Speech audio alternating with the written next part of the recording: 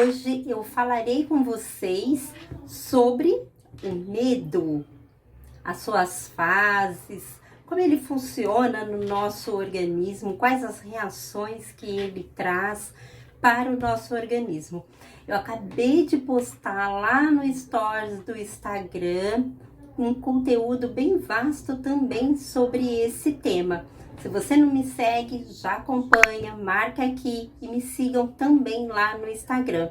E já aproveitem também, e se você não está me acompanhando aqui no YouTube, assine aqui o canal, ative o sininho para você receber as notificações e já dá um like desse conteúdo, para que mais pessoas possam também estar recebendo essas informações. Perfeito? Então vamos lá, vamos falar sobre o medo.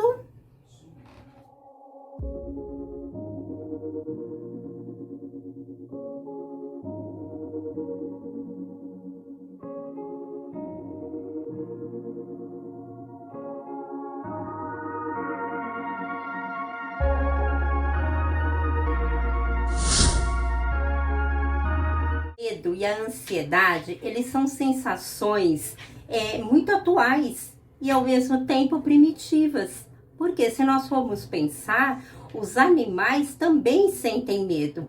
Portanto, ele é instintivo, ele é biológico, mas ele não é cultural. Não é algo que nós tenhamos criado, tá? E o medo, ele é necessário, sim, ele é necessário para que nós tenhamos uma sinalização de defesa do nosso organismo contra os perigos e as ameaças, tá? Mas ele não é agradável. Sentir a sensação de medo, ele traz realmente alguns desconfortos, tá? E esses desconfortos, eles podem estar se potencializando em alguns determinados momentos, onde eles desencadeiam, sim, algumas disfunções. Quando ele está muito crônico, quando ele se torna algo muito potencializado, nós temos reações bioquímicas no nosso organismo que vai fazer com que nós entremos em uma situação de pânico, de síndromes, de fobias. E somando com alguns outros fatores também emocionais que vão se desencadeando em todo esse conjunto, faz com que o medo ele se transforme sim num transtorno social, onde muitas vezes é necessário que façamos a utilização até medicamentosa, um acompanhamento psiquiátrico, um acompanhamento médico mais direcionado para fazer com que o nosso cérebro, o nosso organismo comece a trabalhar de uma maneira mais coerente, sem tanta potencialidade em relação à questão do medo. Como eu falei para vocês, o medo, ele faz parte, tá, da nossa estrutura. A questão do medo é que ele está fazendo com que as pessoas, elas comecem a ter atitudes na questão de defesa mesmo desses estímulos, que muitas vezes elas deixam de ser racionais. Sabe aquela história que nós chamamos o bebê de Rosemary? Sabe quando você tem aquelas atitudes incoerentes, impulsivas, que você não entende por que você se transforma de repente em uma arma humana perante a sociedade? É isso um dos estímulos negativos que o excesso do medo, a insegurança que esse medo traz, tá? Ele faz com que nós tenhamos essas reações. Porque quando nós estamos passando por um período como, por exemplo, esse agora na questão da pandemia, tá? Nós temos dois processos de reação no nosso organismo pensando na questão do medo. Ou nós temos a situação do ataque, tá? E aí nós temos atitudes assim irracionais mesmo, ou nós entramos num estado de paralisia, onde você não quer sair de casa, você tem medo de vários fatores imaginários, porque nós começamos a criar algumas situações que não são verdadeiras, mas na nossa consciência, no nosso convívio, a gente acredita que isso é real. Tá? Sabe aquele medo histórico, tá? Que a mãe coloca o medo na criança para que ela tenha um controle, faça com que ela tenha uma paralisia diante de uma situação e ela entre também na questão de obedecimento, né? De responder à mãe. Isso fica lá inato no nosso subconsciente. E quando nós temos um gatilho disparado que faz a gente reviver aquela sensação, aquela emoção novamente, a gente entra nesse fluxo novamente desse gatilho e aí a gente ativa realmente o medo.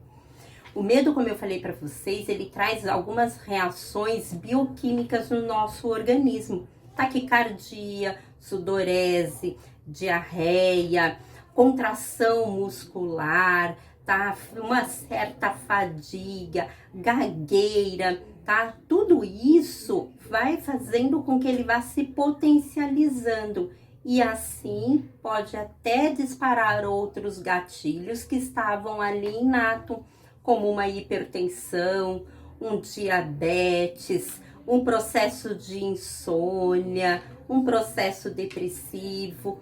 Por isso que é muito importante que a gente realmente tenha um controle e uma consciência do quanto esse fator medo que nós estamos sentindo, ele é benéfico para que nós possamos paralisar de repente diante de uma determinada situação de perigo e que a gente não se coloque nessas situações de perigo desnecessário, mas que também tenhamos o controle para que ele não seja crônico, para que ele não seja de uma maneira exacerbada, fazendo com que a gente possa desencadear problemas de saúde dentro desse contexto, tá?